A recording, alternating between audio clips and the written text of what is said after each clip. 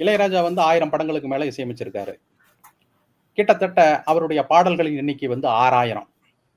நீங்க வந்து ஒரு ஓட்டுநர் வந்து தன்னுடைய வாகனத்திற்கு, வண்டிக்கு ஒரு விடிய விடிய பாட்டு கேட்டுட்டு ஓட்டணும் அப்டின்னா, அவருக்கு வந்து 6000 பாடல்கள் வந்து இருப்பு இருக்கு. ஒரே ஒரு நினைவுகோல்ல ஒரு 5000 பாட்டு அவரு சேமிச்சு வச்சு அவரு போட்டு போட்டு போயிட்டே இருக்கலாம். புதிய புதிய பாடல்கள் வந்துகிட்டே இருக்கும்.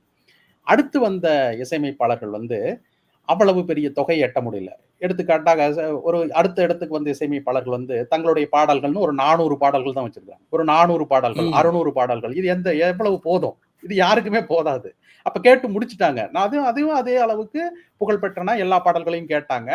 நீங்க வெறும் 400 பாடல், 500 பாடல் தான் வச்சிருக்கிறீங்க. வெடி வரைக்கும் வண்டி ஓட்டி ஆகணும். ஒரு நாள் முழுக்க வண்டி ஓட்டி ஆகணும். வாழ்க்கை பூரா வண்டி ஓட்டி ஆகணும். அவர் கேட்பதற்கான பாடல்கள் எங்க? அப்ப திரும்பவும் இளையராஜா கிட்டயே வர்றாங்க. எல்லா பாடல்களும் எல்லா பாடல்களும் சேகரிக்கப்பட்டு, எல்லாம் உங்களுக்கு கிடைக்குது. அப்ப தீராத நிலையில அவருடைய பாடல்கள் இருக்கு. அப்ப ஒவ்வொன்றா கேட்டுக்கிட்டே இருக்கிறாங்க. தொடர்ந்து தொடர்ந்து கேட்க கேட்க மனம் ஒன்றி விடுகிறது. அப்ப திரும்ப திரும்ப நெறைய ஒரு பென் டிரைவ்ல ஒரு 8 ஜிபி, 32 ஜிபி உள்ள நினைவகம் உள்ள ஒரு பென் டிரைவ்ல இளையராஜா பாடல்களை அடக்கினாலும் அது போதாது.